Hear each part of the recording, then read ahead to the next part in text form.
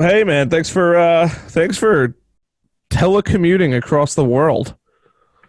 Mate, you're welcome. More than happy to be here. So tell people where you're from because you live the life that I think most people want to live. Yeah.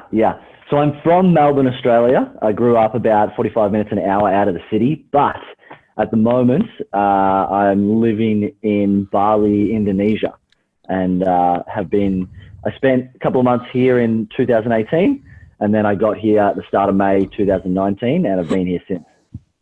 Awesome. So you've been there for almost a year now. Almost a year, yeah. Now, what caused you to move? Man, I've always been inspired and motivated by freedom and adventure, the ability to work and travel, or to work and live somewhere that's tropical. That's just a nice place to be overseas. And my lease was coming to an end in 2018 around April, and I'd said years ago, I'm like, yeah, I'll wind up in Bali at some point and work online.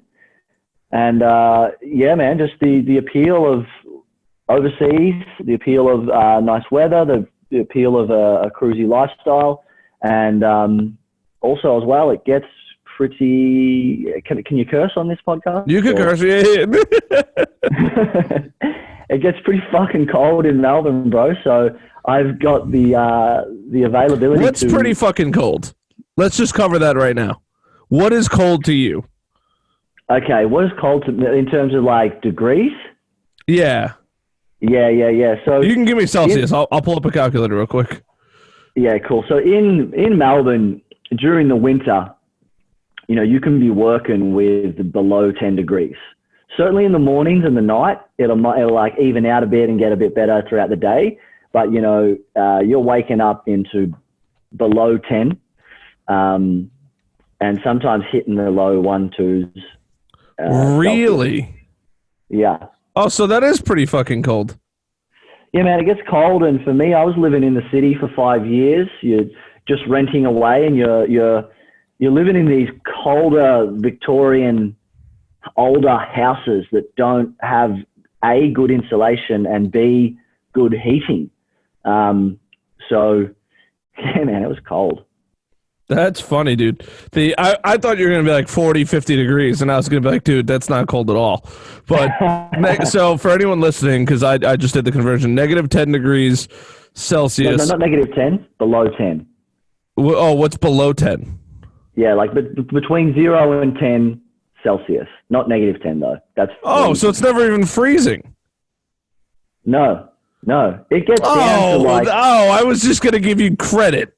Yeah. So Melbourne can drop into like -1 or 2 every now and then, but I meant like below 10 degrees Celsius. Between 0 and 10 is where the winter hangs out. Oh, you're funny. So for anyone listening, below 10, when he says below 10, 0 in Celsius is 32 degrees Fahrenheit. Yeah. -1 is 30 degrees Fahrenheit. And just to, for all my homies that live in New York, 10 degrees Celsius is 50 degrees Fahrenheit. Okay.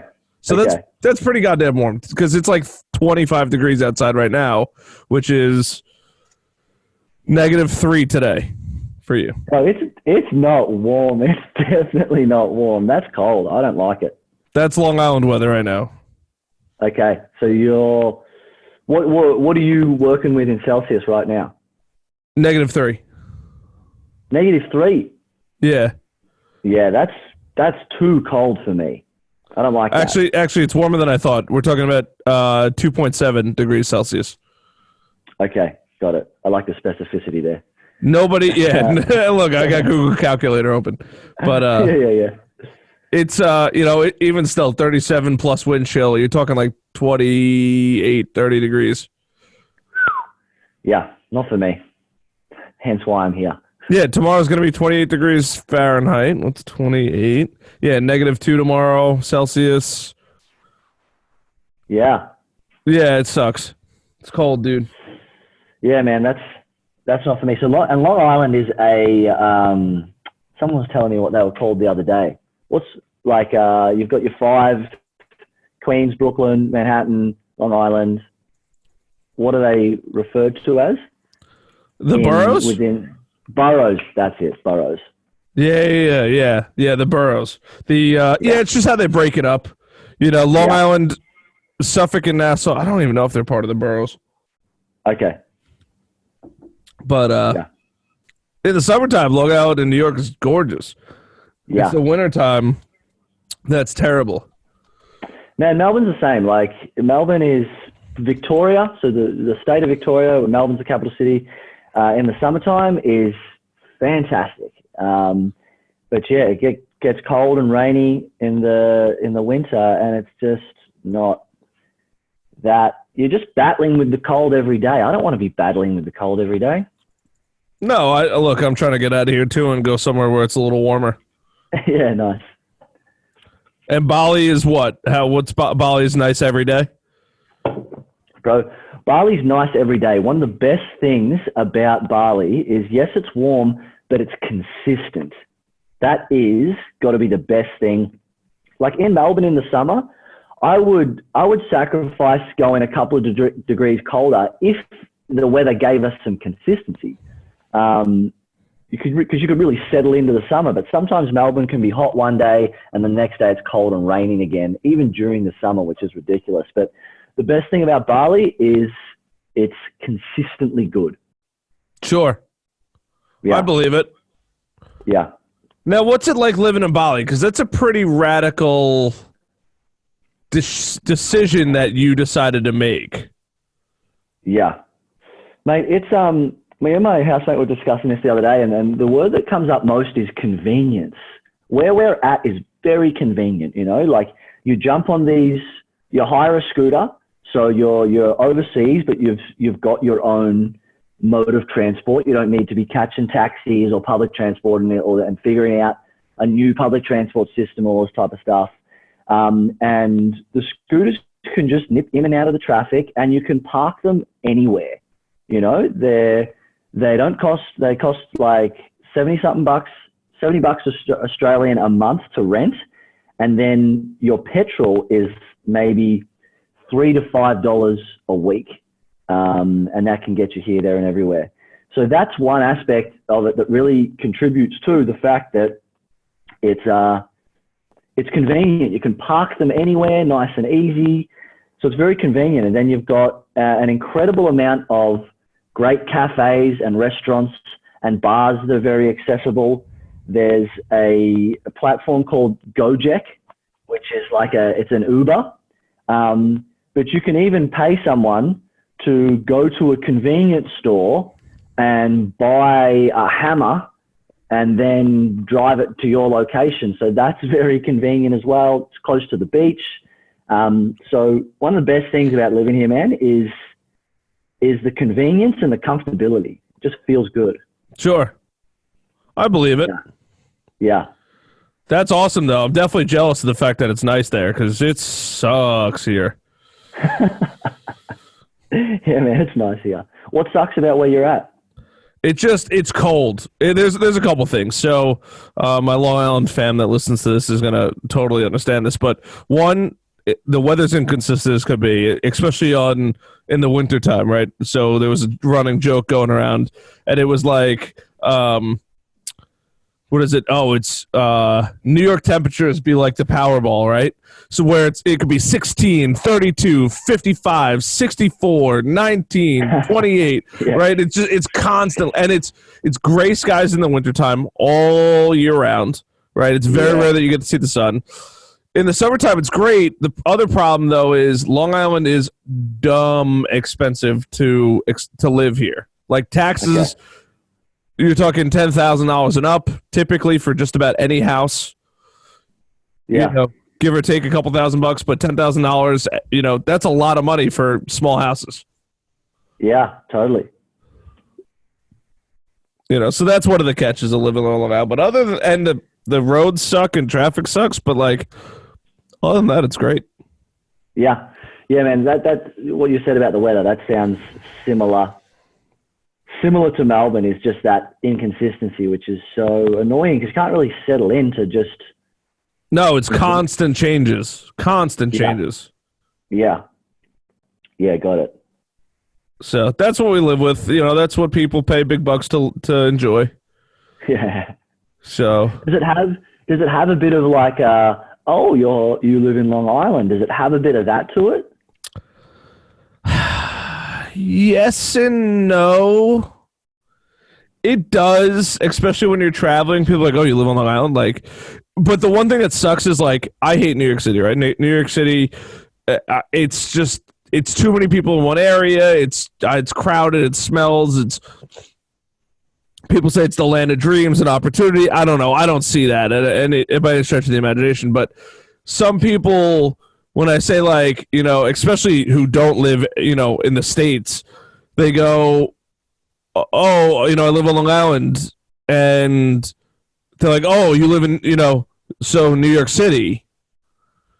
I'm like, no, I don't live in New York City. I live on Long Island. I just told you I live in Long Island. Yeah, but that's immediately what they think. Or I'll be like, oh, they'll be like, oh, where are you from? Like New York. They're like, oh, what's it like living in the city? I'm like, you do realize the city is like a dot on the map compared to the rest of the state, right? Yeah. Yeah, man, for a long time, I didn't know that it was like New York City in New York State. Oh, yeah. You know? Yeah. It's just the assumption I go with as well. You say New York, you just think, you think Manhattan pretty much, I reckon. For the most part, yeah, you usually do. Yeah. But, you know, it's hustle and bustle. Living out on Long Island, in my opinion, is a little better. It's, you know, that's for me though, right? I like space. I like the freedom and all that kind of jazz. Yeah, I feel you, man. I'm the same there. You know, I'm trying to move to Bali. You know, anybody that I could crash with? Yeah, bro. I got a couple of hookups. Know a guy. So tell people a little bit about what you do, because I think that plays into a lot of, you know, what we just talked about plays into a lot of what you do. Yeah. So I have an online coaching business where the clients that I work with are, you know, burnt out and burning out business owners, like more senior management professionals and things like that, where they have, you know, adopted or just been conditioned into the approach of just suck it up, push, hustle, grind, do more. Sounds like you live in New York. Yeah, exactly.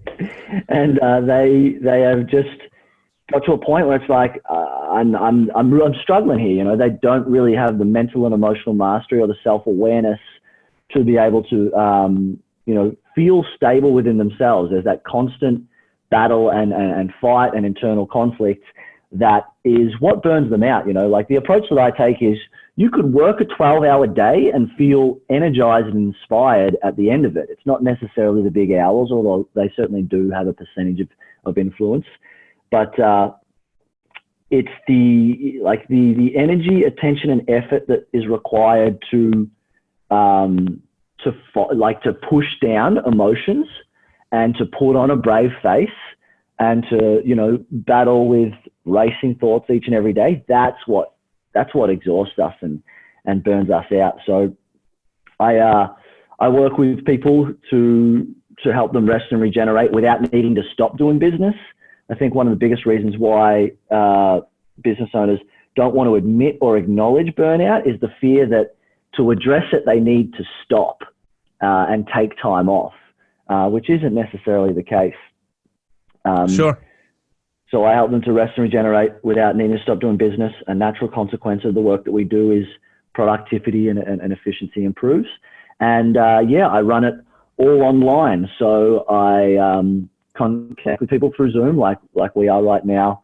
I've got membership sites and content and delivery through emails. And then people have access to me through WhatsApp for additional support, Facebook group for community support. And I do run some retreats as well. I ran 3 last year, all on the east coast of Victoria. So I did have to bounce back for that. And then I've got another one on the east coast of Victoria in March. So all of that's online, and then obviously the retreats are face-to-face. Dude, that's awesome, man. I love it. Yeah, man, it's good fun. Yeah, I believe it. So your main goal is to help people like meditate, relax, kind of fight the day-to-day stress and all that kind of stuff? Yeah, my main goal is to bring people, like, my main goal for me is I'm a chilled out kind of guy. I love feeling relaxed and calm. And then it's like when I relax and I calm myself down, then just happiness and excitement then has the opportunity to just naturally flow through. So I'm a pretty chilled guy. I like to feel relaxed and calm and peaceful. You know, I want that for people as well. I want people to know that at the end of the day, they've got themselves to fall back on. You know, they've got that certainty of self, where, you know, if there's some shifts or some rumbles going on in their external world, some changes, you know, they're not freaking out. They're like, I got this. You know, it's going to work out. Not just being said in like a hopeful way of like, no, it's going to work out, but really not fucking believing it and Sure. being stressed and anxious. It's not fun to be stressed and anxious. So, yeah, my goal for people is to help them develop that self-certainty. And as a result, that's when stress and anxiety decreases. And that's when like calmness and inner peace increases. I gotcha. Yeah. So how do people find you? I know it's a weird question, but I think what you're doing and you're helping these business owners and stuff like that, it's pretty niche from what it seems like. Yeah. So I do a bit of, I dabble in some Facebook ads here and there. Otherwise, a lot of organic content on Facebook, and LinkedIn is where I play mostly. So Facebook and LinkedIn, I run some LinkedIn outreach campaigns as well to funnel people into a group, to also give them access to my free 5-day burnout and performance program. And then that's kind of like the top of funnel way that people find me. Cool, man. That's awesome. Yeah. Yeah. So, and what got you into this? What was like the turning point when you're like, hey, this is what I want to do for my business? In terms of addressing burnout? Yeah. Did you experience it? Did you help somebody? Did you have somebody that was like kind of getting burned out all the time and you're like, dude, you're going to die otherwise? Yeah. So I started 5 years ago in the anxiety space, having had my own experiences with a bit of social anxiety. And then, you know, as my business grew, and so did I grow, but so did my ideal client, was that 2017, I had a big year, you know, 6-7 days a week, long days, just, pushing on through, man, doing most of the stuff, most of the work myself. And then even last year, you know, I had a couple of months in Bali, but I was tired, and from that big 2017, a little bit bitter, a little bit resentful, but still was in a place of, all right, I'm still got to make sales every month. You know, I didn't have a business model at the time that had a financial consistency. So each month I was getting a lot of paid in full, which was great. You know, cash is king. But each month I had to turn up and make sales. So it was still going. I wanted to rest, but I wasn't really. And then start of 2019, you know, I was meditating one day and I was just listening to what was going on. It's like this part of me was just like, I don't care if you keep working. I'm closing, like I'm shutting off. I'm not open to new clients. I'm not open to more leads. I'm not open to more money. So it's like your efforts are going to be pointless.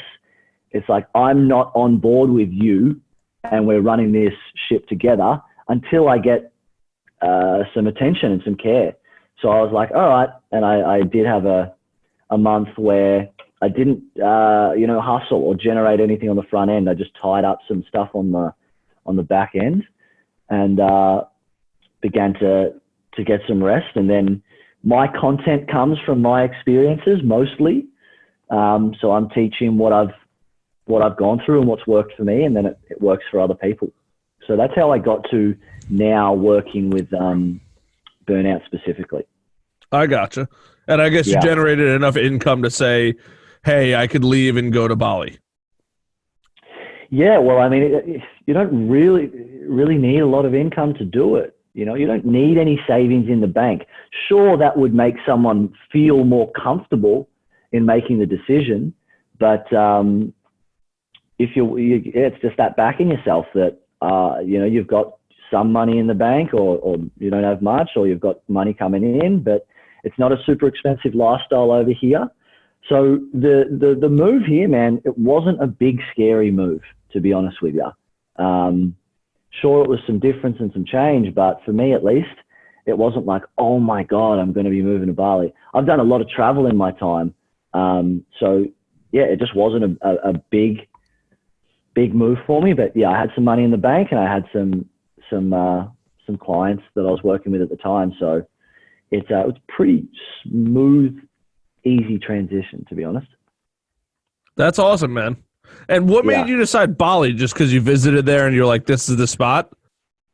What made me decide Bali was it's close to Australia, one. I know there is let's just call it a digital nomad hub over here. There's plenty of people doing what I was seeking to do. I knew that it was a cheaper lifestyle. I'd been here once before and it was nice. And I had a couple of acquaintances that were already over here doing what I wanted to do. So it ticked those boxes. And when those boxes were ticked, the decision was made. That's sick, man. I'm so jealous. Yeah. You legit looking to come here, or are you thinking somewhere else? I don't know. I know that I've already toyed around with the idea of I need to leave. It's just a matter of where am I going to go?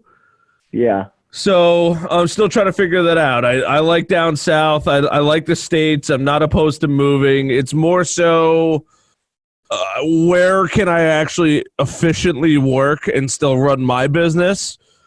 Yeah. Because the podcast isn't my business. This is just, this is a fun hobby for me. But yeah.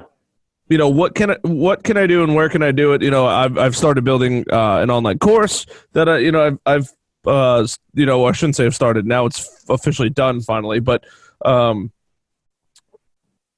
that's like one of the first steps, in my opinion, that I need to take that will allow me to begin to live the lifestyle that I'm really looking for. As far as, that passive income, I can now be more of that digital nomad lifestyle and all that kind of stuff, right?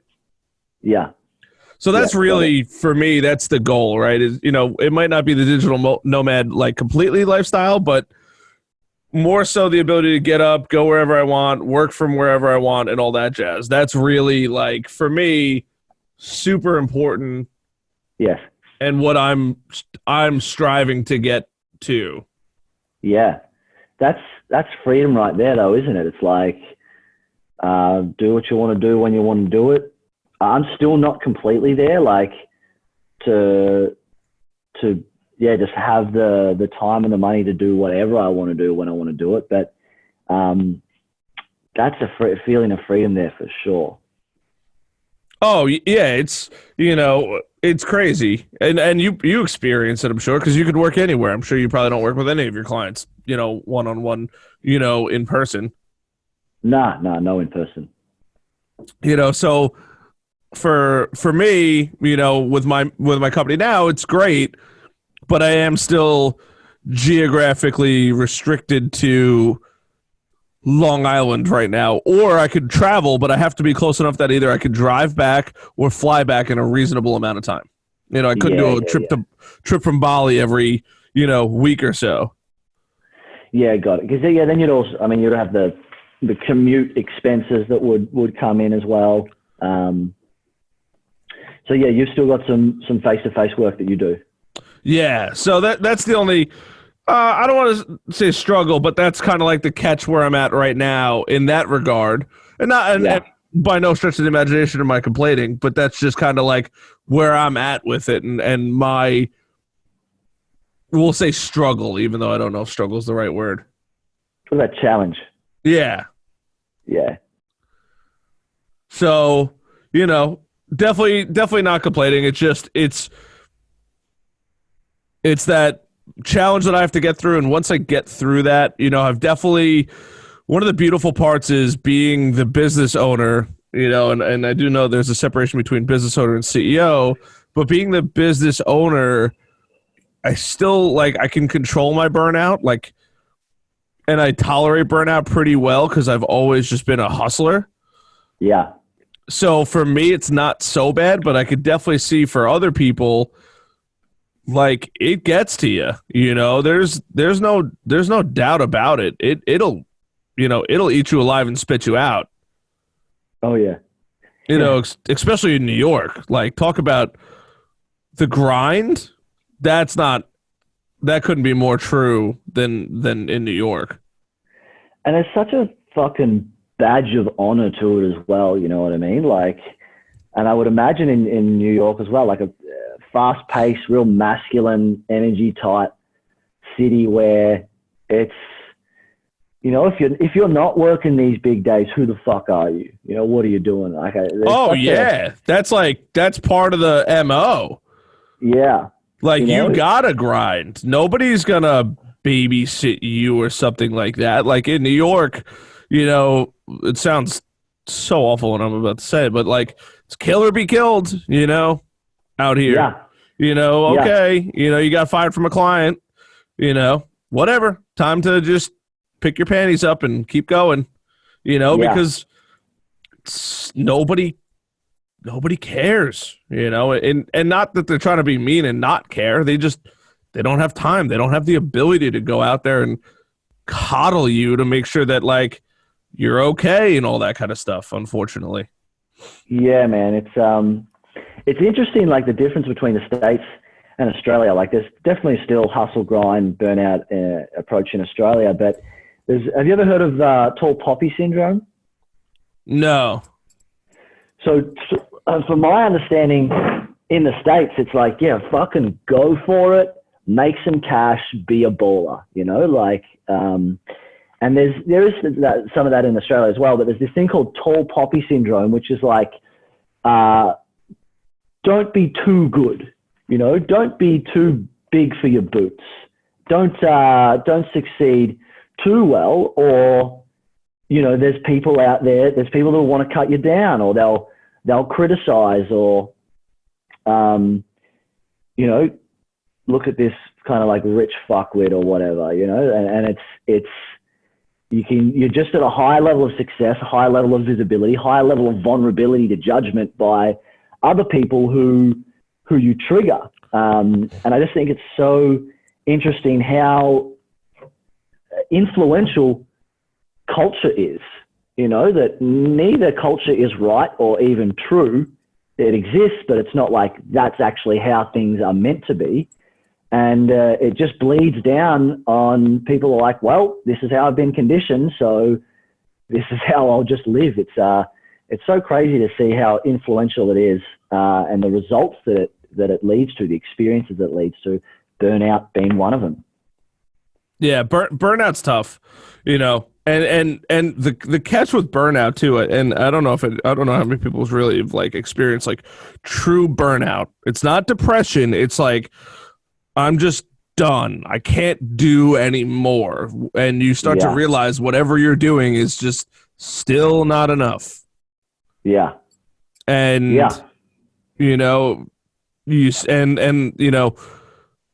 you can't cry wolf. You can't say I'm burned out, because in New York, everybody cover your ears. Nobody gives a fuck.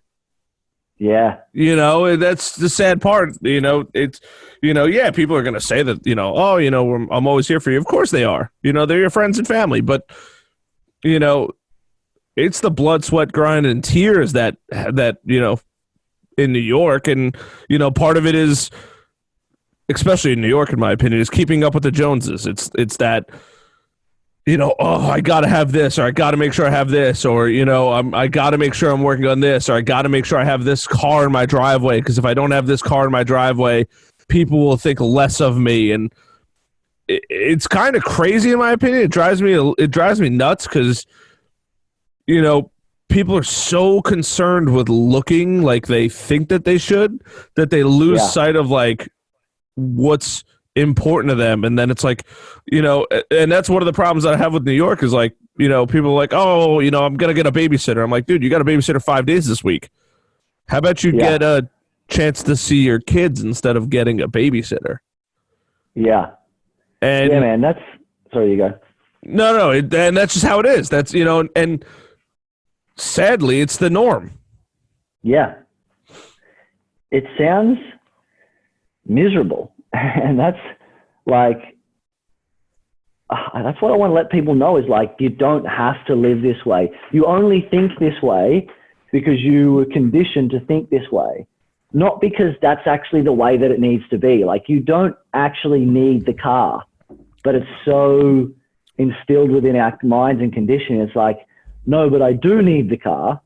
That's what I want to let people know. There's a far better way to live than just blindly being on autopilot, chasing things that you think you need. Like just that language there, chasing things that you think you need to feel good, but really are never going to give you what you ultimately want. That's what I want to get across to people, is to just break this old school conditioning of, appearance, I suppose, is quite a big one. Appearance is huge. I think the other thing, and this is, I like traveling in the States just because it's convenient and I can get home pretty quickly otherwise. But at least in New York, like, people live way outside of their, like,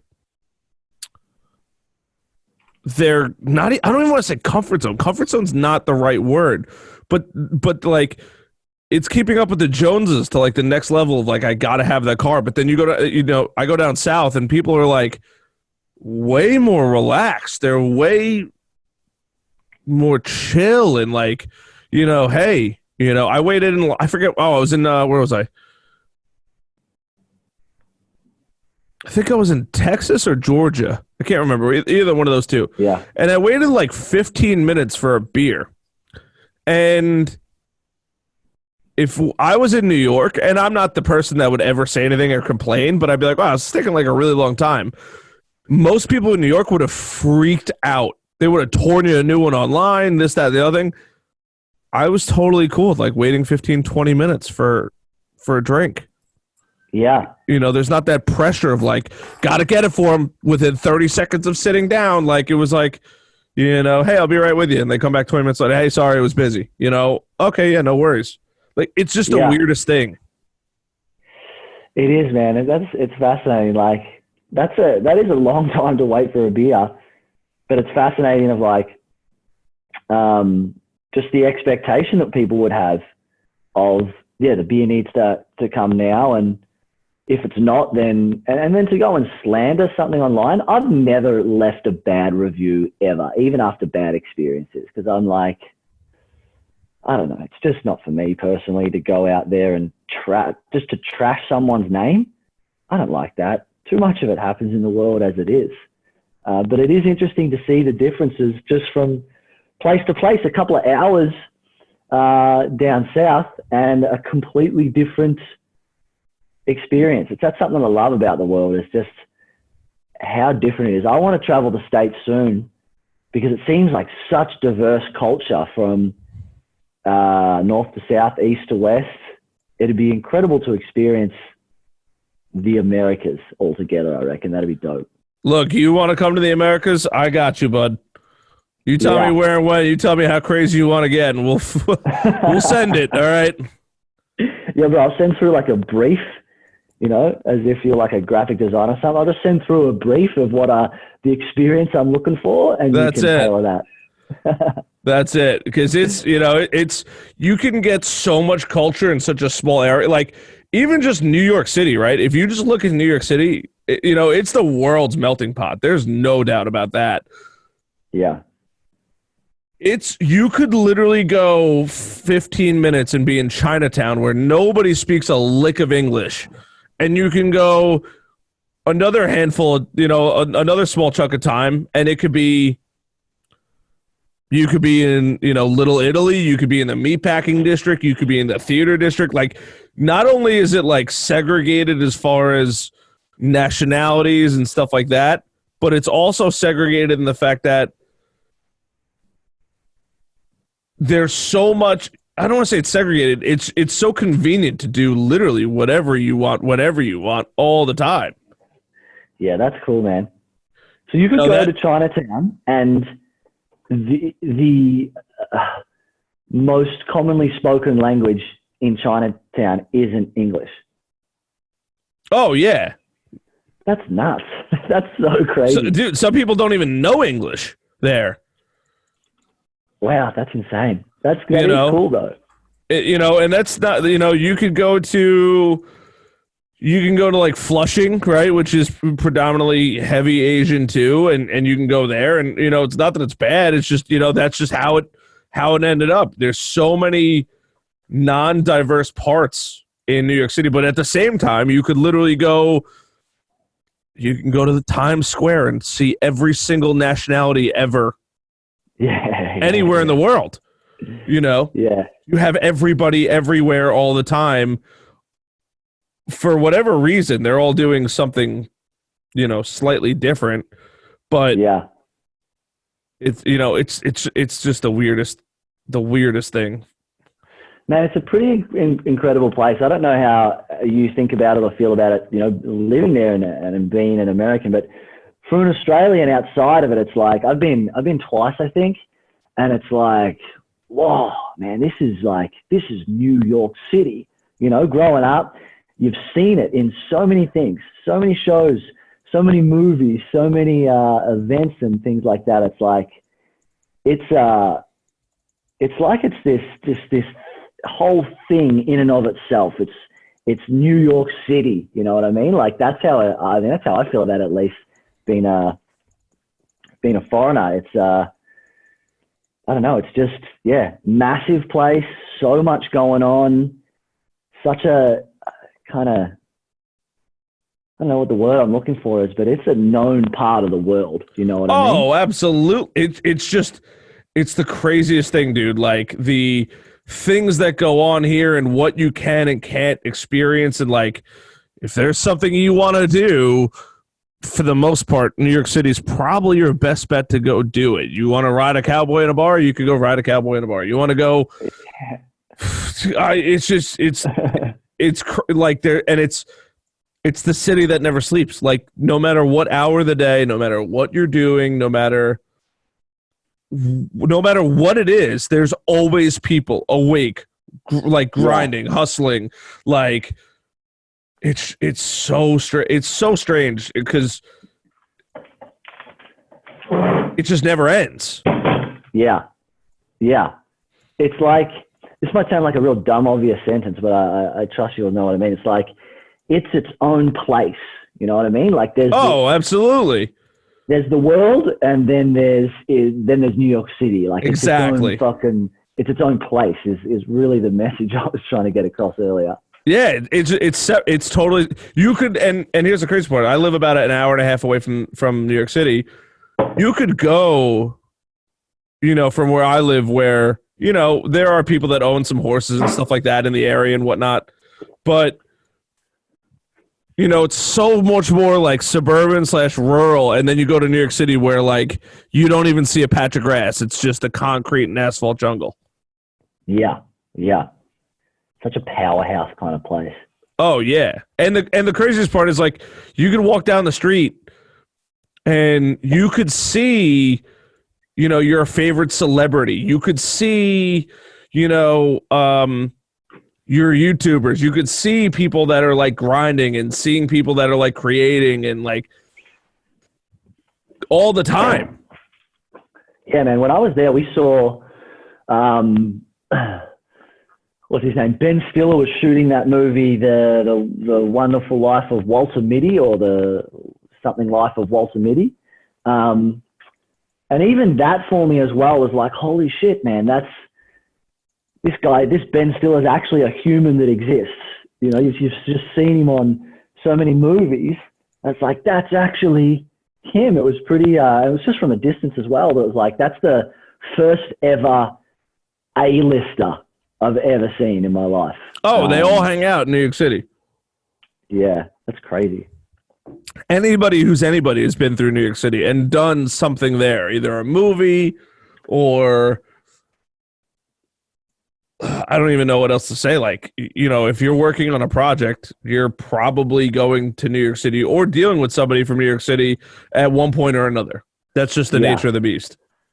Yeah, we stayed out in Brooklyn, I think it was, and we're drinking beers at the bar or the pub where The Departed was shot.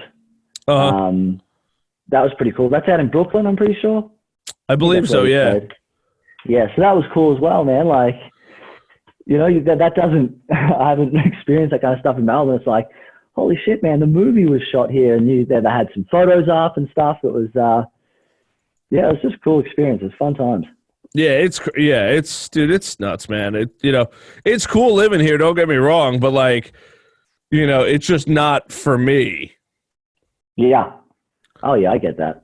You know, I don't like the burnout. And the crazy part, like, I had a real awakening a couple of years back when, and I feel like somebody also said this story, but like, maybe, I think Rogan might have said the story, but I had thought it and I just never said anything about it. But basically, like, you see the guy that like went to the city and, you know, tried to accomplish his dreams, and then he, like, you know, he gets a suit, he wears a suit, and then from there he goes to the city every day, right? And then, you know, a year or two goes by and his suit's a little more raggedy, and then 5 or 10 years go by and he's got a new suit, but like you could start to see it on his face, like he's been beaten up and chewed up and spit out a lot, you know, in his career, and, you know, just from the grind. And then it's like, you know, 5 years later, 10 years later, right? You know, 10, 15 years. Now he's like really kind of like, you know, his suit's kind of messed up. He's kind of like falling apart and stuff like that. You know, that's the kind of stuff that people don't really see, but like, you know, he's going through it. And then finally when he hits the eject button, it's like that wave of stress is gone, but like the damage is already done. It's like ingrained in his DNA. Yeah. Yeah. It's just become like too late to eject. Yeah. Yeah. It's literally what it is. He's too late to hit eject and get out. Yeah, man. It's like, I'm extremely grateful and fortunate. I started reading personal development stuff at like 19. I started coaching at 25. I'm 30 now. And, you know, I work with some clients that have been up in their 50s, I think, maybe one in their 60s. And it just breaks my heart. I'm like, fuck, you've been suffering for 60 years. How? How have you just been fucking suffering for 60 fucking years? That's such a long time to be having a shit time. Oh, you know? Dude, yeah. Yeah, but like here's the thing though, it's normal, right? That's normal. Unfortunately. Yeah. Unfortunately. It's normal to grind for 20, 30, 40, 50. You know, I got the opportunity to be a New York City police officer. I didn't want the job. And everyone's like, why don't you want the job? It's a great job. I'm like, I don't want to go to New York City for the rest of my life. That's just not what I'm trying to do every single day forever. Yeah. Not who I am, not who I want to be. Zero interest in it. Yeah. And people thought I was crazy for saying that. You know, but unfortunately that's really the nature of it. It is. It is. It's like, oh yeah, no, it's good on paper. But if it doesn't fucking light you up, you know, it's like my brother's a cop, and I think he got into it for comfort reasons. Secure, government job, consistent, reliable income. There's always going to be work. And, you know, fair enough if that's what some people are going to do. I think, you know, some people are just more suited to be an employee than a business owner. But you know, this is our fucking lives. Like, the thought of going back to a 9 to 5 and working for someone else, and that, like, 5 fucking days a week, I'm working 8 hours and then just having some time to myself in the afternoon and having the weekend and some holidays here and there. Like, to me, that's just not living. It's safe, it's comfortable, it's reliable, and I get that because being a businessman, it scares the shit out of me sometimes, but that's just not living. And I think that would eat me up. Like, I think the pain of not living and the pain of not, living at my potential would certainly just dumb you down and would just numb you for a period where you've just conceded that, well, this is how it's going to be, and I'm going to do my best to be happy every now and then. It's so important. Happiness is so important. I can't tell people enough about it. Like, even if you're not going to make the money, but being happy is important. 100%. And it's like, what are you making the money for? To hopefully be happy. There's no guarantee that it's going to happen. It's like, well, you can have more happiness right now. Like, you can be at the end goal now rather than working for 15 years towards the end goal. We just live so fucking backwards. We really just live life so backwards because of ego, conditioning, all that type of stuff. And that's what I want to let people know, Harrison. Like, I want to help people to realize, holy shit, I am doing it backwards. And although it feels a lot scarier to live life forwards, it actually makes a whole lot more fucking sense, and it is doable. It is possible. That's what I want to let people know as well, is to get excited about the potential. Do people come to you when they're not business owners, or is it predominantly really only business owners? Man, the last 2 clients that I've signed have been employees. Look, if you're burning out, if you've got a problem that I can help you with and you want help and you need it, and it feels good. Like, if someone comes to me and they're real victim-y and save me, help me, then fuck no, it's just not for me. I'm not going to work with you. But if you're someone who is experiencing the problem that I can help with, can pay me more what I charge and is, keen and eager to grow and learn more about themselves and live a great life, then fuck yeah, I'll work with you. So the ideal client is a business owner, but the last 2 clients I've signed have actually been employees at more of a management level. That's awesome. I was going to say, because I feel like almost having employees is almost like, or at least I feel like employees, right? The business owners create, and I'm not trying to knock business owners because I am a business owner, but they almost create this whole weight that people bring on themselves that makes them say, hey, you know what, this is, the company's relying on you, right? I got to work 5 jobs. It's like, you don't have to work 5 jobs. You have to find a new place to live so you don't die. Yeah, exactly. You don't need to work 5 jobs.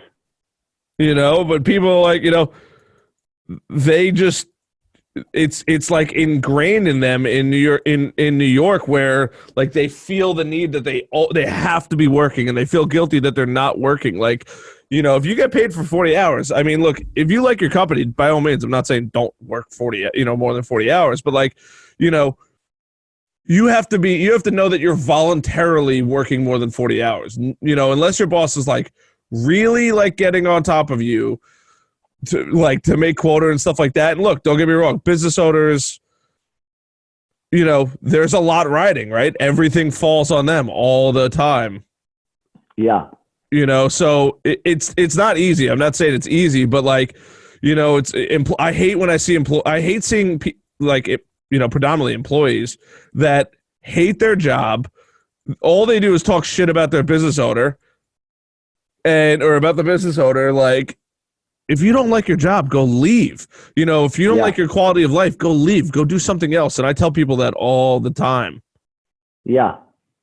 Which is which is sound advice. You know what I mean? And then what gets me is like that kind of sentence is, yeah, if you don't like it, leave. Or if you don't like your job, your dream job, if you don't like your job, figure out your dreams and stuff like that. And people come back with this bullshit of like, oh man, I can't just fucking quit my job. I've got bills to pay and all this type of stuff. Well, obviously, everybody does. Yeah, it's like, no shit. What are you, the only person in the world? It's like, maybe you can't quit your job right now, but you can go home after work every single day and start applying for other jobs or start working on your side hustle. And eventually, like, you can start something now, but it's just, it's like if you're going to complain about it and not do anything about it, it's kind of like, shut the fuck up, Yep. I'm in a group because I do create stuff that is for employees and stuff like that, and like how to find a job on LinkedIn and stuff like that. And so I was in a group, and basically like people were like, oh, they were basically complaining about the economy, more so in the United States. And they were just basically like, this is garbage, there's more jobs, but they're terrible paying jobs. I'm like, I don't know about you, but if I was broke, I'd rather have a job than no job. And then when you have a job, you can go get a better job. Yeah, totally. And then people are like, sounds like you got life figured out. I'm like, no, it just makes sense. Or if you can't afford to live where you're living and you hate your job, go live somewhere else. Nobody's forcing you to live where you live. Ah, man, it's so true. It is so true. No one is forcing our hand at anything. And if they are, well, we don't, if someone, and I appreciate situations where they're difficult, but at the end of the day, we're influencing. Like no one ever makes me do something. No one ever makes me feel a particular way. They can influence it, but at the end of the day, it is always our choice. Yep.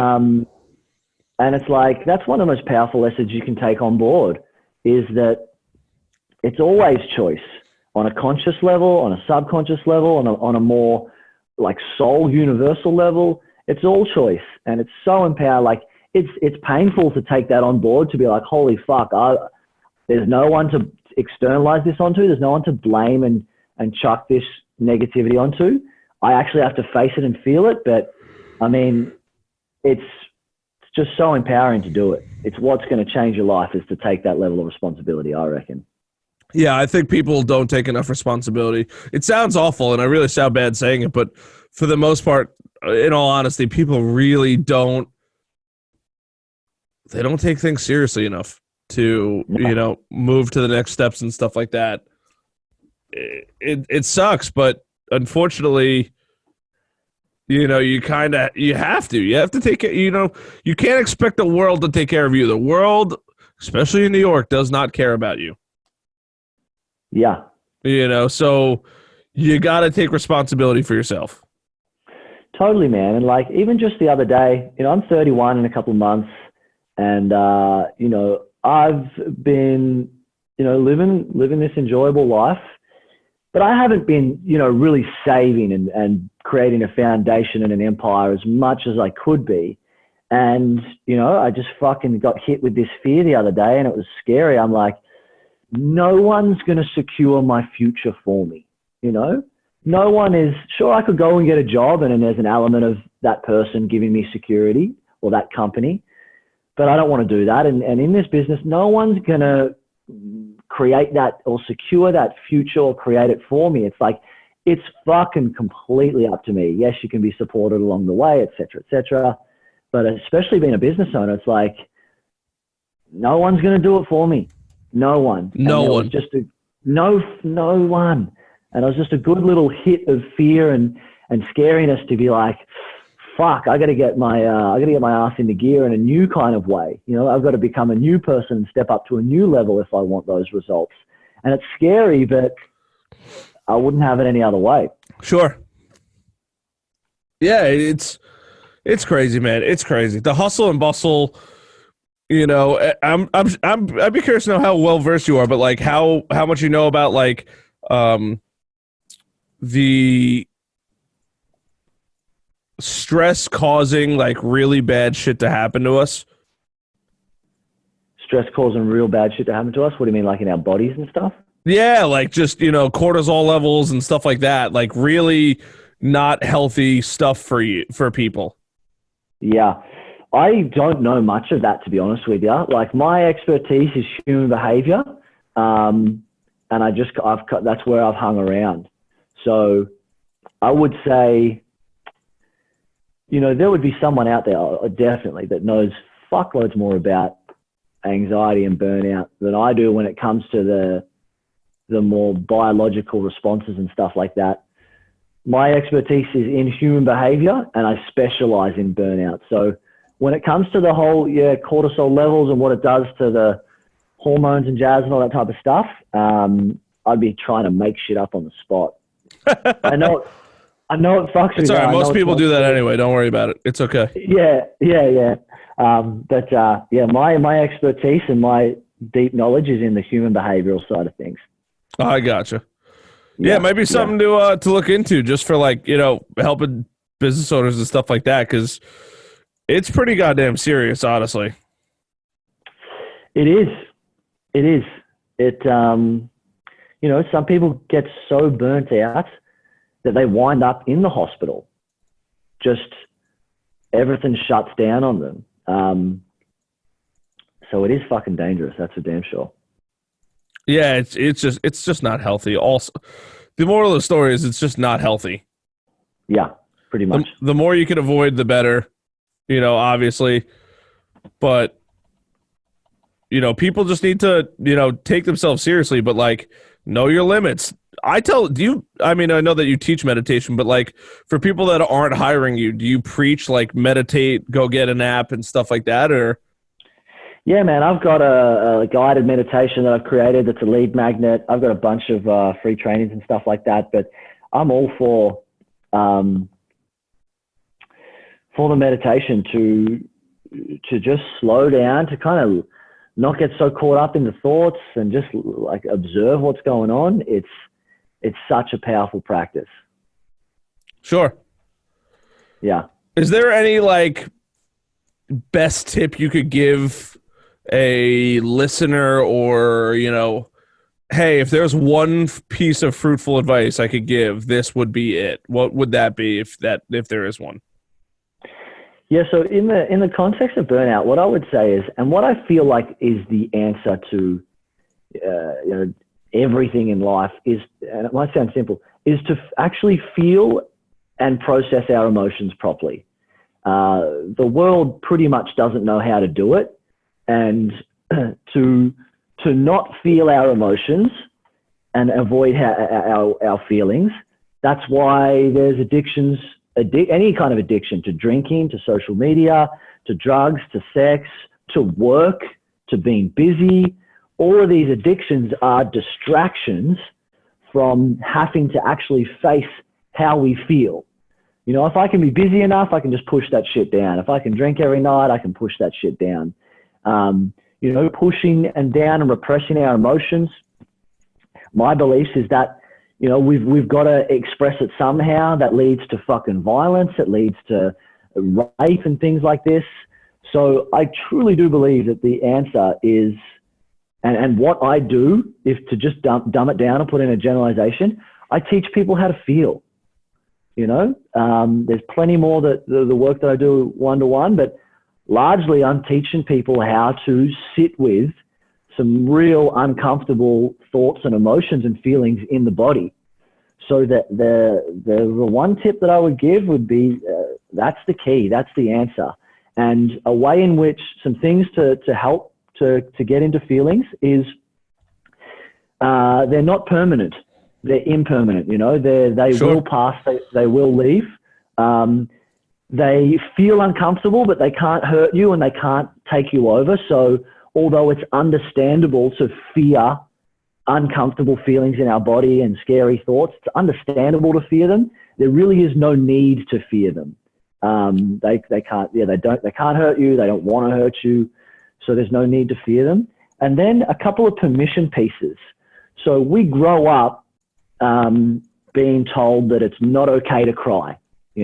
don't cry. Oh, fuck, I didn't know crying was a bad thing. Now that it's bad, I'm going to resist it. I'm going to stop doing it. It's not okay to cry, you know. You're not allowed to be angry either. So you need to suppress your anger. And it's not safe for you to be really happy. Maybe someone goes, what the fuck are you so happy for? It's like, oh, shit. Oh, I hate when people say that. Why are you so am I not allowed to be happy? Is there something wrong with me being happy? Exactly. And just as you said that then, am I not allowed to be happy? Is there something wrong? And this is what we get taught as we grow up. So the 3 permission pieces that I teach people is okay, allowed, and safe. When it's not okay to feel sad, we will push down sadness. When we're not allowed to feel angry, we'll push down anger. When it's not safe to feel happy, we'll push down happiness. And you can put anything into those safe, okay, and allowed. So what this does is it creates resistance to feeling, which traps negative feeling and emotion in the body, which leads to disease in the body, which leads to negative thoughts, which leads to acting out negative, aggressive behaviors, which leads to addictive, distractive type behaviors, which only leads to more fucking problems, and so on and so on and so on. So the permission pieces is, you know, if you're feeling burnt out, it's to let yourself know it's okay to feel burnt out. I'm allowed to feel burnt out. It's safe to feel burnt out. If you're feeling fucking weak, if you're crying, if you're feeling angry, if you're feeling depressed, whatever it is just a permission piece that this is okay, it's allowed, and it's safe. And what those 3 permission pieces are going to do is it's going to remove and it's going to ease off that resistance, which is the issue in the first place. There's nothing wrong with the emotion of anger, but if you say there is, then you'll resist it, and then you'll experience that inattention, the swirling in your gut, the tightness in your chest, the lump in your throat. Like, our experience is never the issue.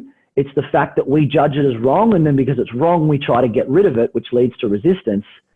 But what we resist persists, and it only stays firmly in place. So the tip that I would give to the listeners is begin to fucking feel. Face the discomfort of, negative, in inverted commas, negative emotions and negative feelings, and let yourself know it's completely normal. It's okay. You're allowed, and it's safe. And feeling through these emotions and releasing them, that's the key. That's the fucking answer to all of it. Sure. Yeah. No, I hear you. Do you realize or better yet, when people work with you, do you realize that they all typically struggle in like something as far as, or is it like all similar problems and stuff like that? Or like, how does that play out? Like, what does that look like for you being somebody that's helping, other people? Where do they realize that they're becoming more human? Do they realize that they're not in touch with themselves? Is there something that you realize, hey, this is obviously a major problem, because it's not just, it's being burnt out, but do you realize that there's something else usually laying underneath it?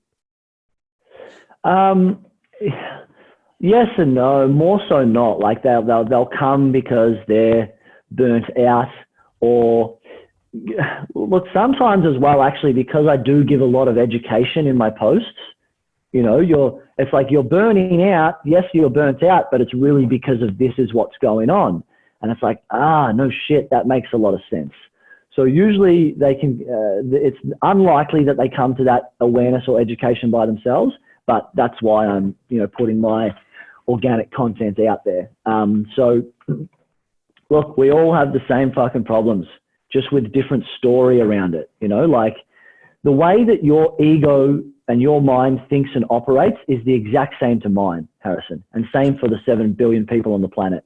Sure. The content of your ego and your mind is different, but that's about it. The mechanics and the operating systems and structures are all the exact same. So yeah, we've all got the same fucking problems. We've all got the same shit going on in one way or another. Just the content of it is what varies. So yeah, they come along. It's all the same shit.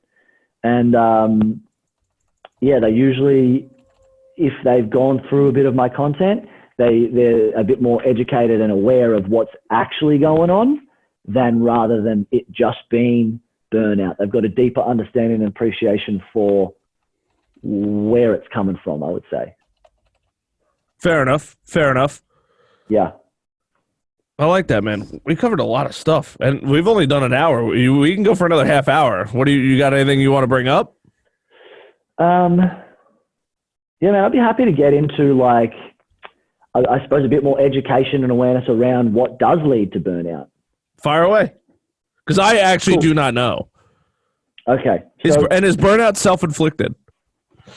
In my opinion, everything's self-inflicted. So everything we do in life is a choice. Every choice that we make works for us on some level. Even the choices that create a negative experience, there's a positive intention to every negative experience. Everything is done that has a benefit or a secondary gain. The thing is that a lot of times it doesn't appear to be the case on the surface level. So it's like, what do you mean burnout works for me? Burnout's giving me something? What the fuck are you talking about? On the surface level, it doesn't appear to be the case. But when we understand the universal patterns and codes of human behavior, it begins to make a whole lot more sense. Sure. So in my opinion, the only choice that we make and the only thing that we have control over is the thoughts that we choose to put energy behind. That's it. We can influence results, we can influence environments and circumstances and situations, but we can't control them. The control that we have, the ultimate choice, is the thoughts that we put energy behind. How we think then leads to how we feel. How we feel and think leads to how we behave. How we feel and think leads to our vibration. And our vibration, our thoughts, our feelings, our behaviors lead to our results. So even our results are a choice. You know, someone who is burnt out has chosen to burn out, and on some level they want to burn out. Does that make sense? Sure.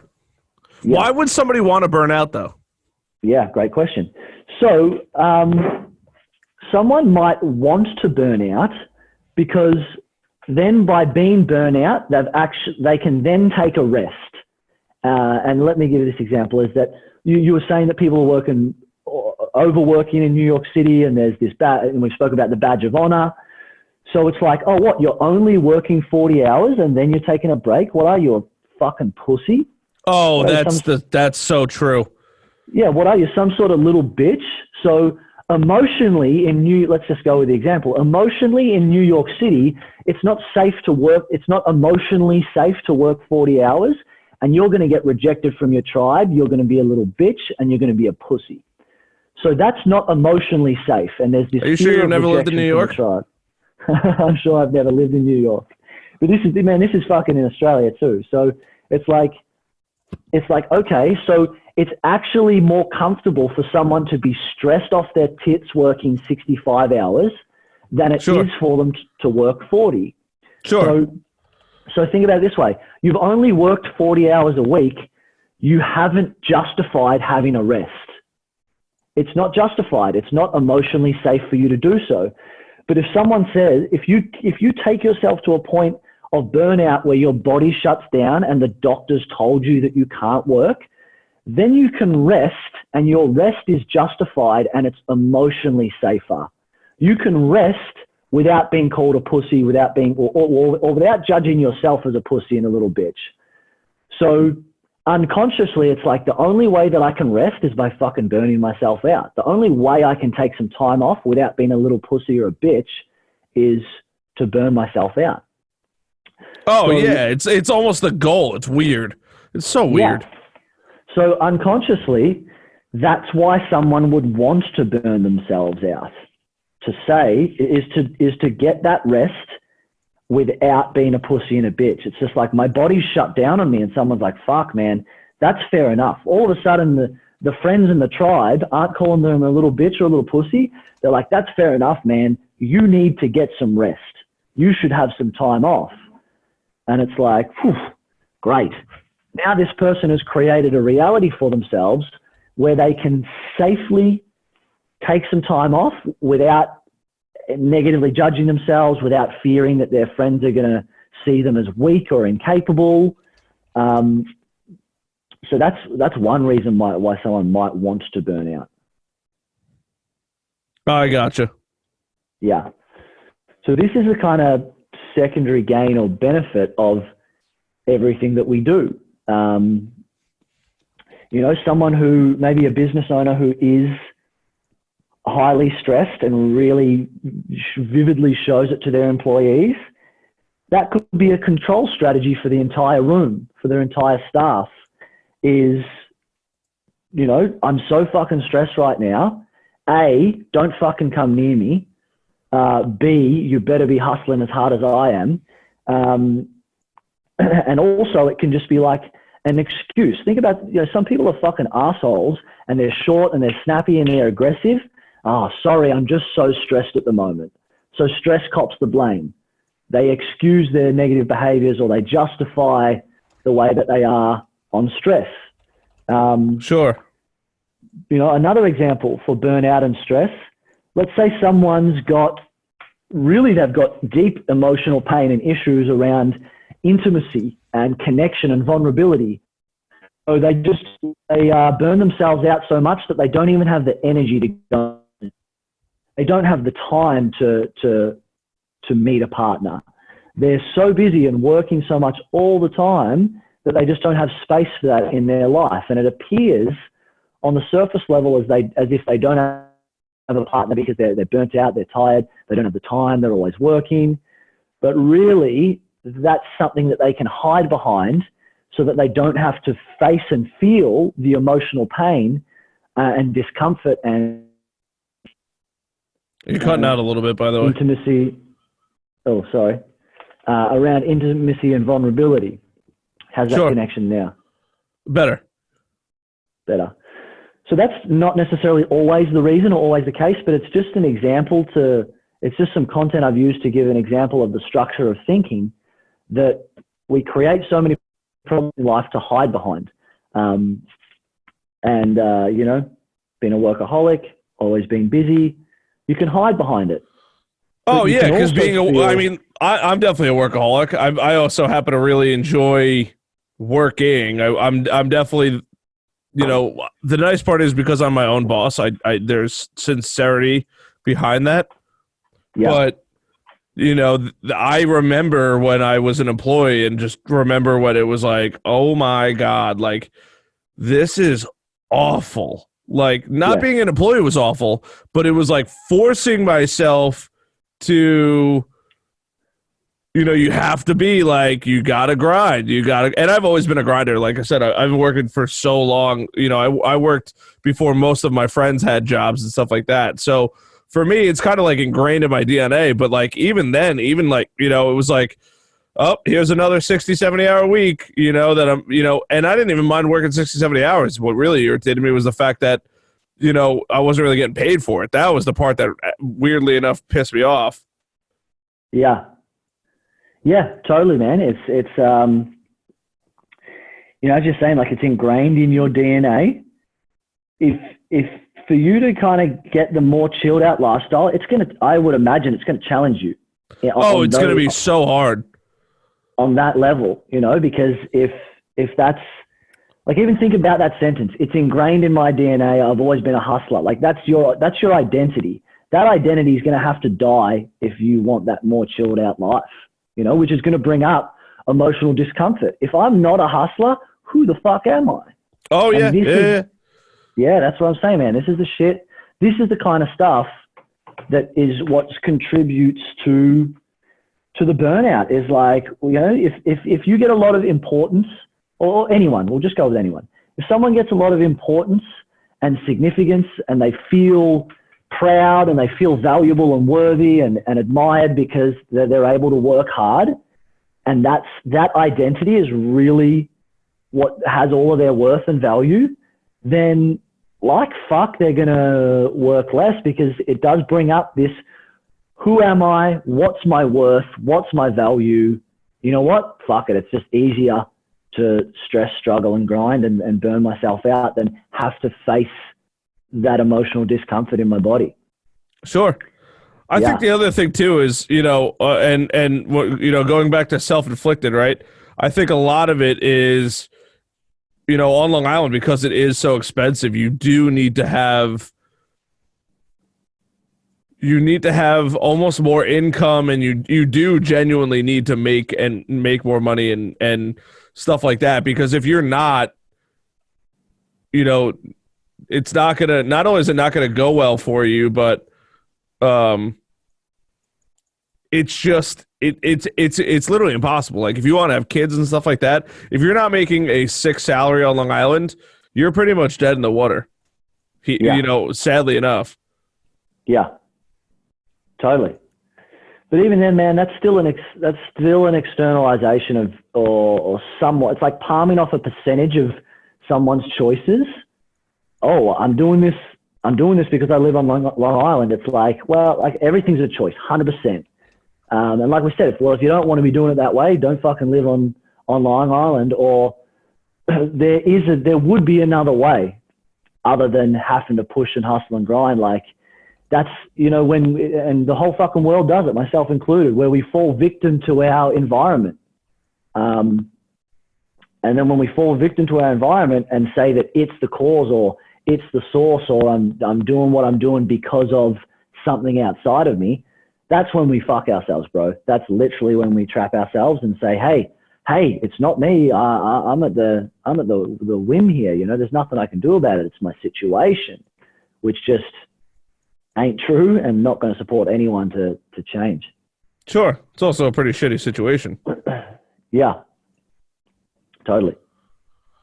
Yeah, it's crazy, man. It really is. It's what's even weirder is the fact that, like, it's like that, like we said, that badge of honor. Like, I worked harder than you, and look, I'll be the first one to admit I do that. Look at how hard I worked compared to you. What did you do today?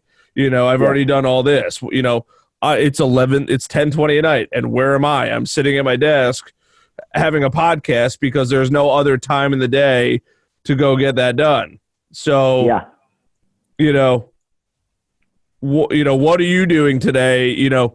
And look, you got to stay ahead of your competition. It's cutthroat as could be out there, and staying ahead of your competition is super important, because if you're not, it sounds bad, but you're like losing that race. Yeah, man. If you're not winning, you're losing. Yeah. Yeah, man. And it's like, look, if someone's working big hours and they're loving it, power to them. Who fucking cares at the end of the day? As long as they're having a good time, like genuinely having a good, sustainable time doing what they're doing, there's no right or wrong. But the badge of honor is such a massive contributor to burnout. Massive one. Oh yeah, it's just weird. It's weird that that's what we take pride in, right? This badge of honor of how hard could I work? How much can I work? Can I out hustle everybody else? And if I do, the funny part is, and also the sad part is, what do I actually gain if I do outwork, everybody else? Yeah. That's the other weird thing, is you don't really actually get, it's not like you're running a race where you get something. Yeah. Yeah, true. What do you get? What do you think you get?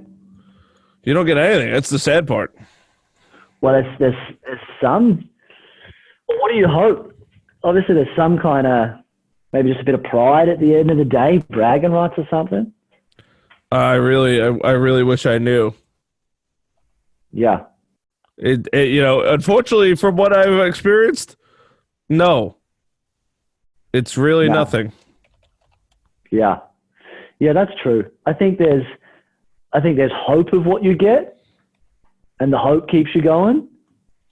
But then, once you get there, it's like, oh, that didn't work out the way I'd planned. Yeah, I mean, like, people also think that, money brings happiness, and unfortunately, it's just not the truth.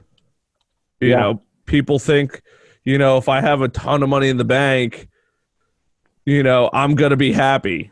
It's not the case, unfortunately. It's actually probably further from the truth. Money doesn't make you happy because when you have money, you actually have something, which means you have to protect it. And that's a whole nother problem and a half. Do you think it can, because I think it can contribute to happiness. Obviously, you've got, some people in the world that have all the fucking money in the world and they're miserable, which is even one example of that shows that money doesn't make you happy. I certainly do think it can contribute to happiness because it gives options and freedom. But what are your thoughts on that? It's a tool. Yeah. It's a tool in. It's a tool of the fact that, and I forget who said it, but it like accentuates who you are. So. Yeah. Well said. If you're a dick, money's only going to make you more of a dick. If you're a good person, money's going to make you a better person, right? Because you can, I at least think that for me, if I had more money, I would be way more philanthropic. I'm a volunteer fireman. I do this. I'm always involved in all of this stuff, right? It would allow me to just help support what I want to support. And, if I can't be there to support it, paying somebody to go in place of me to lend hands and stuff like that, right? Yeah. For me, that's what it would be. But if you're a dick, it's just going to make you more of an asshole. There's no beating around the bush for it. That's just, and I've seen it, right? I've seen people that I know that just were complete assholes, and then they get money and they're just more asshole, and I've also seen good people make a lot of money and they're just better people, right? They want to help lift each other up and stuff like that. Same principle. Yeah, I've heard that before, man. When I heard that, I really liked it. Like, that money accentuates more of what you already are. It doesn't make you a dick. If you're already a dick, you'll be more of a dick. But if you're already generous, you'll be more generous. Yeah. So I liked when I heard that. That, to me at least, that's the truth in every which way possible, because it really is. It doesn't change people. Everybody thinks it changes people. It doesn't change anybody. And I don't think it ever will change anybody. But, it has to, you have to understand that it's just a tool, right? It's like everything else. I could teach you how to, I could teach you how to make money, right? You could teach people how to do different things, right? Money will allow me to teach more people, right? Yes, it'll equate to more sales because I'm helping somebody, but more money, and if I make enough money, I don't need money anymore, and money has helped me get to where I am and allows me to do better research and things like that to provide better value to people.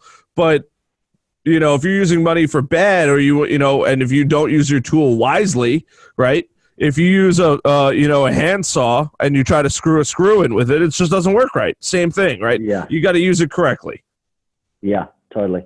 You can make more with it. You could spend it. You could do good things. You could do bad things with it. But if the person that you are, look at a gun, right? And I don't want to get too into politics, but if you look at a gun, right? A gun's purpose, it has a ton of purposes. Its primary purpose is, to kill things, right? That's, even I would agree with that. But you could humanely take an animal, right, who lived a great life as opposed to factory farming. You could practice target shooting. You can use it for self-defense, right? Depends on the kind of person. You could also go do some really bad stuff with one. If you're a bad person, it's just another tool. That's the way you got to look at it. That's the way I look at it. Yeah. Yeah, I like that, man. I think that's a good view to take. that, you can. There's so many it is a tool that gives options. And you can, choose some bad options. You can choose some good options. It's a good perspective to take on it as well, because I think it can take the power away, like the unconscious power away that can be given to money at times, or the unconscious beliefs of that it's evil and all that kind of jazz, is to have more of a realistic perspective on it, of that, it's a tool and you're always using it as a tool one way or the other. How you choose to use it is going to have a pretty decent impact over the quality of your experience. Yeah, I mean, look, even if you don't want to use money as a tool to, be philanthropic, right? If you have a lot of money and you don't need the money, well, now you can just do things that you normally wouldn't be able to do otherwise. You could go lend a hand at the local soup kitchen, or, be a firefighter, or whatever you want. It gives you that freedom to say, oh, I don't need to go to work. I can invest my time in elsewhere. And, maybe it's cancer research and you're a scientist, or, who knows what it is. There's billions of people in this world, but not having to worry about money helps, but you have to also leverage money to help make more money and things like that. Yeah, totally. Makes sense. Sounds crazy, but, like we said, even the wealthiest people still have problems, right? Money solves a lot of problems, but not all problems. And if you're not happy, money won't make you happy. But if you're already happy, money's going to make you really, really happy. Yeah. I like that perspective. If you're sad, if you're depressed, money's going to make you more depressed, because you're going to, you'll figure out how to frame it in your mind that people only want to be your friend because you have money. Yeah, that's well said there. I like that. And that's the one thing that I try to get through to, like, people that don't understand, and I'm not saying I'm a pro of money by this, with money by any stretch of the imagination, but, like, people think that that's the only thing in life. Well, I'd much rather have a little less in my bank account and live 50 or 60 or 70 really good years than have a ton of money in my bank account, worked my entire life away, and now I'm miserable. Yeah. Man, just that sentence, work my entire life away. Oh, yeah. It's common, bro. What do you mean you don't do that? Yeah. No, man, I know it's common, but I just don't like that sentence. When I think of that, I'm thinking, like, just someone's always on, always working, or maybe always just working around the house. Like, when are they having some play and some pleasure? I know it's common. It's fucking wildly common. And I think that's what figuring out what you like to do helps, because, like, do I need to go to work to make money? Of course I do. It's part of being a business owner, especially a startup business owner. But, like, on the flip side of things, I get the freedom to do whatever I want, whenever I want, right? To, like, if I want to sleep in on a Tuesday because sleeping in makes me happy, that's what I get to do. Yeah, that's true. That's true. Man, like, doing something that you like is so important. When I think working my life away, I think, like, someone who's just working, whether they love it or not, they're just at the job and they're working, or they're working at home, or whatever it is. But doing something that you enjoy is so fucking important. It's if it is a job, for example, it's 5 days of your week. It's most of your life. It's most of your life. So it's very important to do something you enjoy. And it's funny, right? So, and I know that you'll appreciate this, but, like, when people are like, I don't understand how you start a business, I go, I'll tell you exactly how you start a business, right? You fire up a website. I don't need to make it. I could make it. I don't need to make it. You fire up a website and start a blog, build the traffic, add value to people's lives. And sure enough, after a year or two or three of you putting in extra time, energy, and effort, at some point or another, it's going to break. And you're going to start to get 10, 20, 30, 40, 50, 100,000 clicks. And when you get that 100,000 clicks, you could come up with a product and you sell that product. And you have now just worked your way out of the workforce over 2 or 3 years, and you live life on your own terms from here on out. Yep. Boom. And people are like, it's not that easy. I go, no, it is. that's the one, that's my only regret. That's one of my biggest regrets is not doing that before I started my company, and that's not a bad regret. And I'm more than comfortable living with it. But now I tell people all the time, if you want to start a business, this is what you should do, right? This is the next step for you. Start a YouTube channel, build that traffic, help solve somebody's problem. When you solve somebody's problem, you can make money. The bigger the problem, the more money you can make. The smaller the problem, the less money you can make. Yeah, it is. And it is simple. Like, the steps are simple. Of course, it can be difficult in execution and making it happen and the emotions that it does bring up, but the steps are simple. They always have been. Yeah, I love Gary Vaynerchuk, and this statement couldn't be more true, but you have to love the journey. If you don't love the journey, it's never gonna work. Yeah. Totally. I love the journey. I love waking up early. I don't love waking up super early, but I was up at 6:30 a.m. this morning, and that's earlier than I normally prefer to wake up. But I love the feeling of going to a networking event and just meeting other people, seeing other people in the morning, seeing how miserable other people are for waking up early too, right? Because a lot of people are in my similar situation where they're starting a business or have a business and stuff like that, and they're not morning people. And they hate it just as much as I hate it getting up at that hour. But then it's you know what? Boom, that's done. That's out of the way. On to the next thing, on to the next thing, on to the next thing. And that's just how you roll through life. Yeah, it's true. It's true, man. There's what else are you going to do? You're going to roll well. But either way, you're going to be rolling. Yeah. Enjoy it, or, I tell everybody, I go, find something that, I don't know what I want to do in life. Find whatever it is that makes you happy.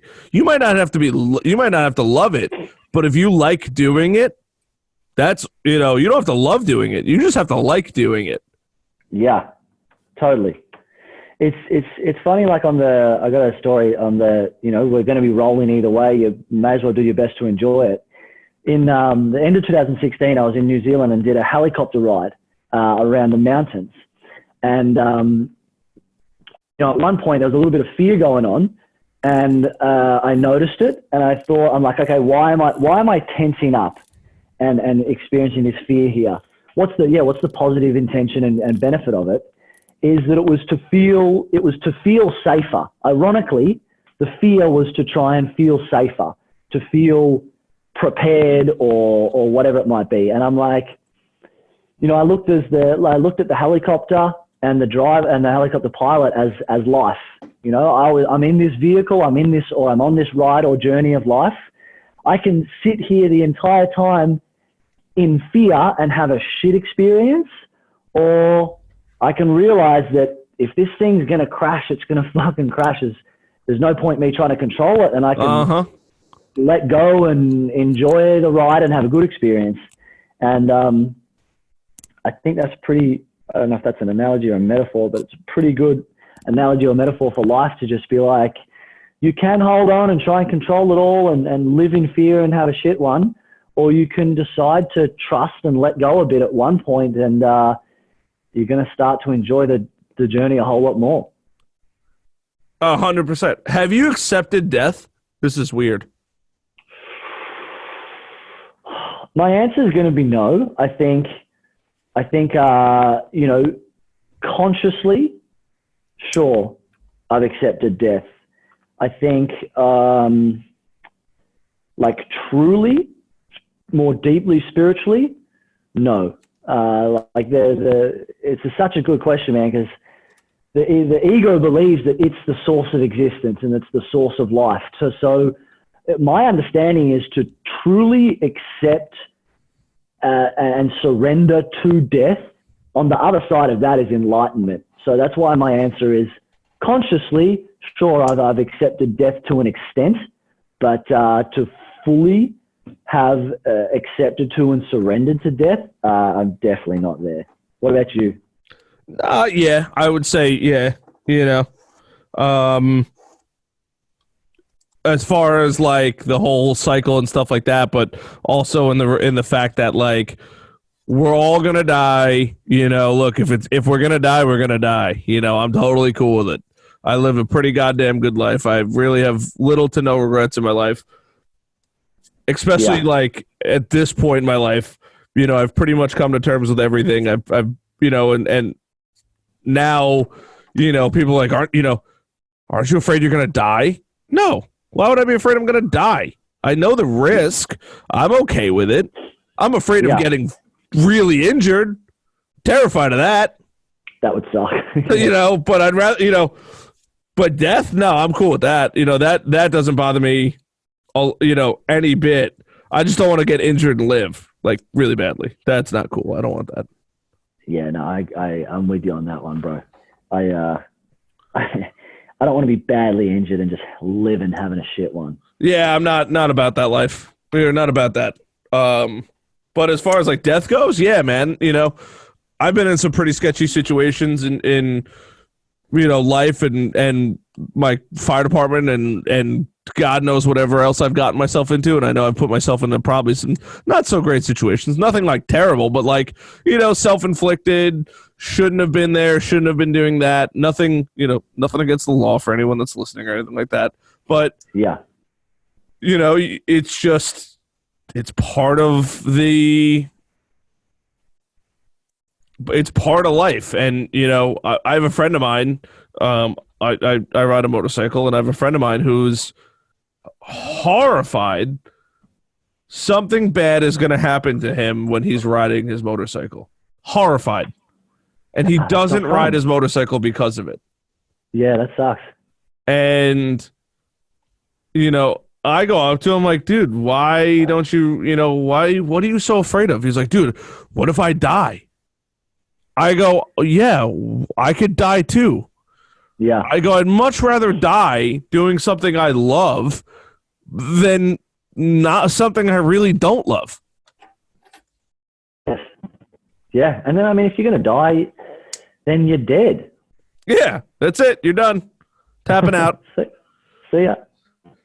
So that's my take on it. But, more so what I had like a little eye-opening experience. So more so like when I accepted like death and could die and all that kind of stuff. And somebody's going to be listening and be like, what the fuck? But yeah, when you accept it for what it is and how it's going to impact you, it almost gives you more freedom. And that's why I asked, because, I'm not afraid of anything. When I look at so many things now, and part of it I attribute a lot to Boy Scouts and stuff like that. But I just realized it's inevitable, right? It's gonna happen. There's no ifs, ands, or buts about it. And the moment you can accept it, hey, you went on stage and you did stand-up comedy in front of all these people. Yeah, I'm not gonna die. I'm not gonna get off the stage and I'm gonna die. It's just, that's how it is. It's not a bad thing. Yeah. People think it is. People think it's this terrible. I'm like, I'm not going to die doing that. It's just the nature of the beast. I don't need to worry about it. Maybe is it going to affect me in a weird way in other areas? Potentially. But, yeah, I'm okay with it. Yeah, man, that makes sense. It's like that if, it's so simple. Yeah, you're not going to die. It might be uncomfortable for a little bit, but you'll survive. You'll get on. You'll get by. Yep. You'll get through it all. People are so afraid to be embarrassed. Yeah. Embarrassed, shame, things like that. I'm like, what for? What? You're not dying. You could apologize. It's not that hard. Yeah, I agree, man. I like that. You mess up with a client. What's the worst that happens? They fire you. Okay, whatever. They were going to fire you anyway because you were going to mess up eventually. You messed up earlier than you probably would have wanted. Yeah, but you're not dead. It's like you can get a new client. You can resolve that emotional issue. Like it's not the end. It's like, oh, you bombed out on 5 minutes of stand-up comedy. That's it. Life's over. You're fucked. Yeah, people are like, I can't believe you did that. I'm like, nope. There's no gun. Nobody's coming in to shoot me. There's nothing that I need to worry about. That's life. That's it. That's life.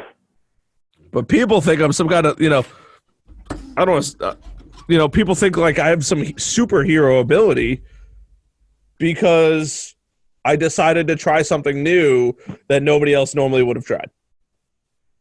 Yeah. Yeah. It's, I really like that perspective that it sounds so simple, but I think there's a lot of depth to it, that you're not going to die. You'll bounce back, you know? And I love how you said that accepting it gave you more freedom and more life. That makes total sense as well. Yeah.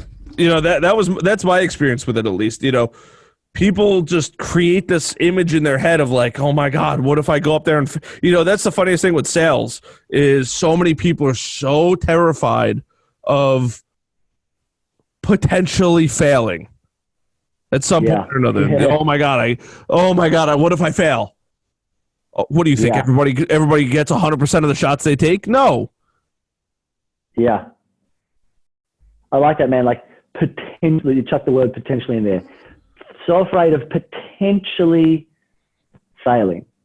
Fearful of potential. Oh, potential. It's not even guaranteed. Yeah. Yeah. It's that's just what's so like ridiculous about, like, I get it. Fear, you're stressed, you're anxious. I'm not saying that's stupid or anything, but from one perspective, we're just so stupid. We're ridiculous in what we think and why we do things and why we don't do things. It's comical in many ways, you know? It's just, if we took a step back, evaluated it, it's like, that's pretty fucking stupid. I'm not going to think that way anymore. I'm going to do something different. Oh, yeah. Yeah, it's nuts, man. It is. You know, it's just crazy what people are willing to accept and not willing to accept. Totally. Man, I was just going to jump in. I've got to go to the toilet. Do I just bounce back? Do we keep it running? Do we wrap it up? What do you reckon? No, we can wrap this thing up. We just crushed like an hour and a half. That was like perfect. Sweet, man. That sounds good. So, yeah. So, because I didn't hit pause. Great, man. That was an awesome conversation. I love it. Tell people how they can find you and all that kind of stuff, because what you do, I think, is super impactful, and you got to come back on the show. Yeah, definitely, man. It's been a pleasure. I've just enjoyed, you know, it hasn't been fucking fully structured question or anything. It's just been good conversation, which just flows. I've enjoyed it, man. People can find me at www.andrewdpearce, PEARCE.com. You can hit me up an email. I've got all my social tags on there. There's a bunch of free trainings people can get access to.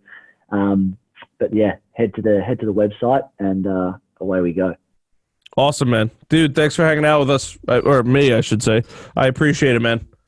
Yeah, man, absolute pleasure. I appreciate you having me on the call. It's been lots of fun, bro. All right, see you later, man. See you, bro. Take care.